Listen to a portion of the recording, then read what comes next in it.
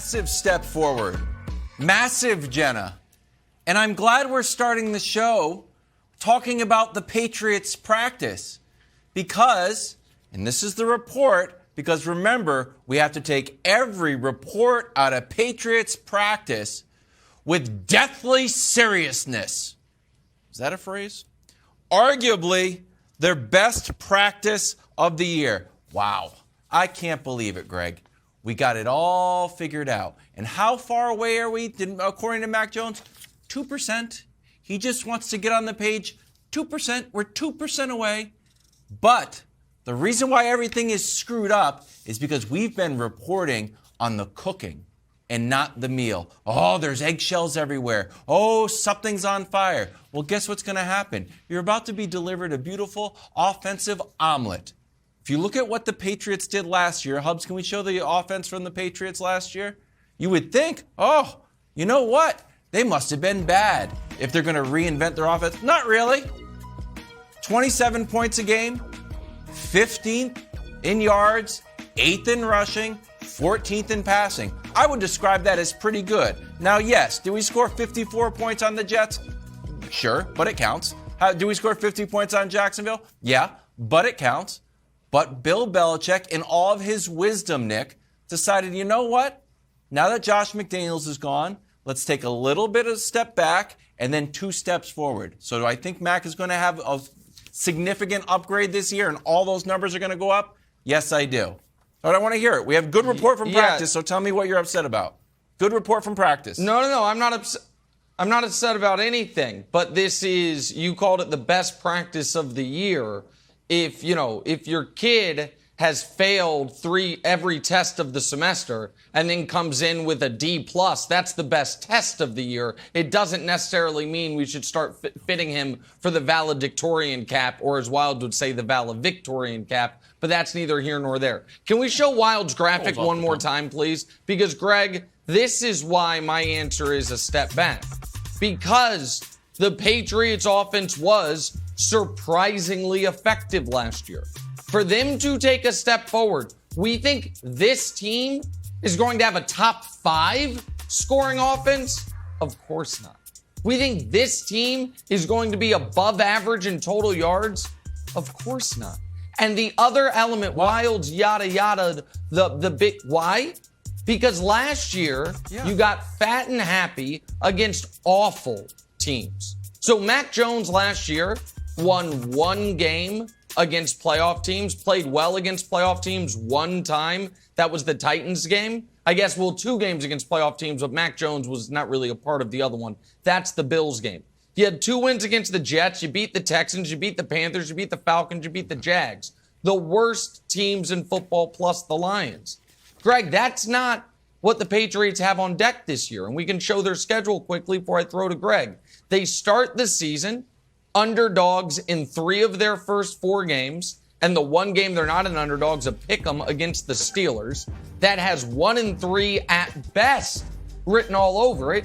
And they end the season underdogs in 6 of their final 7 games. The only game they're going to be favored is home against the Dolphins. So yeah, I expect you to look good in that little middle portion of the season where you get the Jets a couple times, the Bears and the Lions. Bully for you. But no, I don't think the Patriots are going to, or Mac Jones, have any reason to believe, Greg, they're going to take a step forward after what was a surprisingly competent year last year. Yeah, I'm with you, Nick. I don't think he's going to take a step forward. And Wilds, I'm sorry, man, your full screen kind of blew up in your face a little bit with showing those numbers because they were good.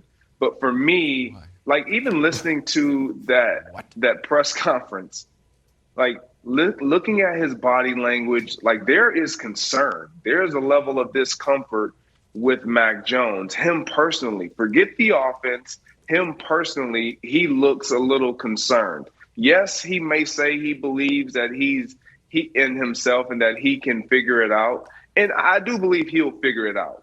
But I don't know if he'll figure it out quick enough. And if this offensive line will adjust and they will get better. Now, I do believe also that Bill Belichick is throwing a lot at them, the kitchen sink, because he's going to force them to be pressured and fill voids and try to stress them out as much as possible, because he knows what he has coming up against his offense when he plays his teams in his own division, teams like the Dolphins, teams like the Bills, all these great defensive teams. They are going to challenge Mac Jones to be the reason they lose. And I don't know if Mac Jones will be able to do that with what we're seeing and with what they provided them with the skill guys. Like, I'm going to be completely honest with you. The wide receivers in this league, they have gotten immensely better. When we look at the New England Patriots, I mean, literally, we can look across the 32 teams and see, wow, this team has these guys, this team has this player. And you look at the Patriots and you look at their quarterback situation, even dating back to Tom Brady. Tom Brady, what have we always said? Well, will they give him some help? Tom Brady was asking for more help. And the help that you bring in is Devontae Parker, who's played a handful of games. That would be very nice. A handful of games where he's been healthy. And so I just don't know if Mac Jones can be that great to overcome as much as what Tom Brady had to overcome with the lack of skill guys and the lack of protection that is happening right now up front. I don't see how he improves this year. He grows. He learns a lot. He gets a lot more exposure and experience. I just don't know if he gets better. Wow. That's exactly right. So I respectfully disagree. I think that Devontae Parker is going to have a breakout year, and hopefully he stays healthy. I also think we're going to lean more on our tight ends, Greg. But here's the other thing I want to ask you. I'll take a tangent. You know what there else was yesterday at Patriots camp? A fight. And I'm putting a direct line between the fight between the offense and defense, and all of a sudden they had a good practice.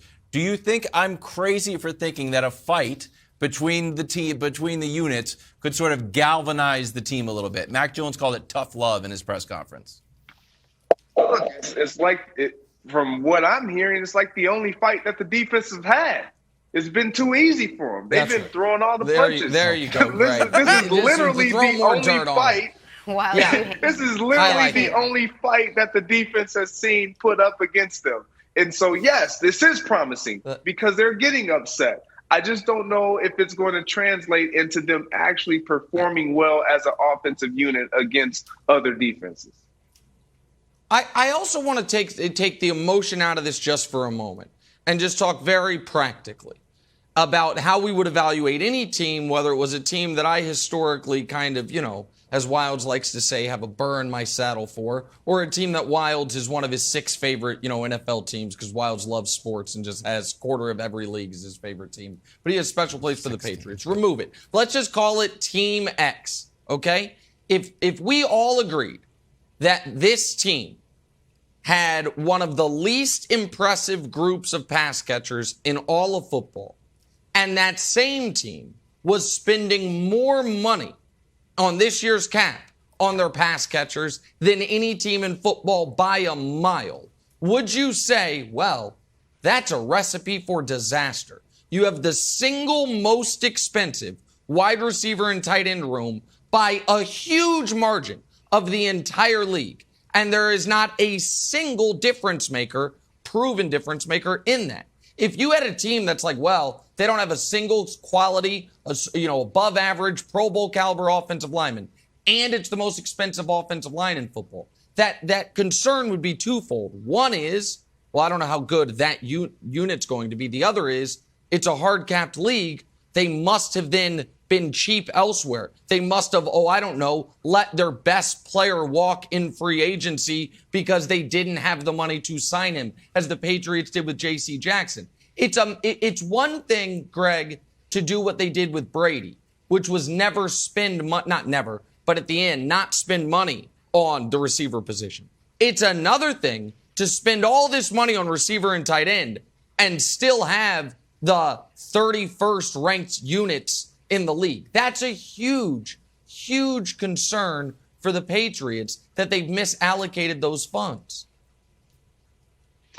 Yeah, and I throw this all back on Bill Belichick. We give him so much praise and glory, and we understand, and we all call him and consider him to be the best to do it, and as far as NFL coaches.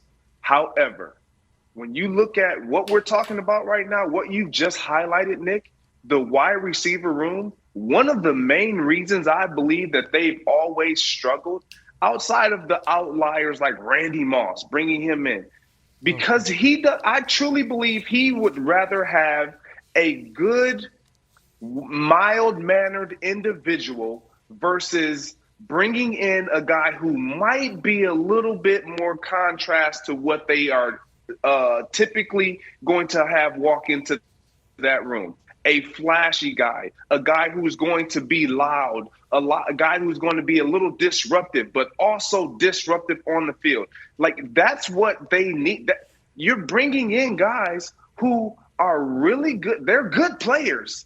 They're just not the answer. Like, you're putting them in positions where other teams wouldn't have them as their number one guy. Like, it's not going to happen. And so until you get to the point where you're willing to take a chance and actually, I get it, Wildes. It's always worked for the Patriots. It's always worked. And for me, I'm starting to lean like more for Asante Samuel. Look, it was Brady. And I've always said it was the both of them. You can't do it without one, with just one. But the way that it's looking, it was Brady. And you got to get some guys in there that are going to make major difference in game breakers. You have no game breakers.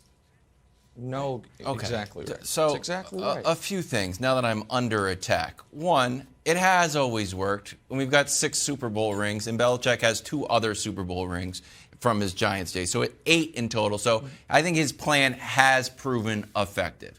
Thanks for watching. Subscribe here to get the latest from the show. Also, be sure to check out more of the best clips from First Things First, or go watch a few segments from our other shows on FS1.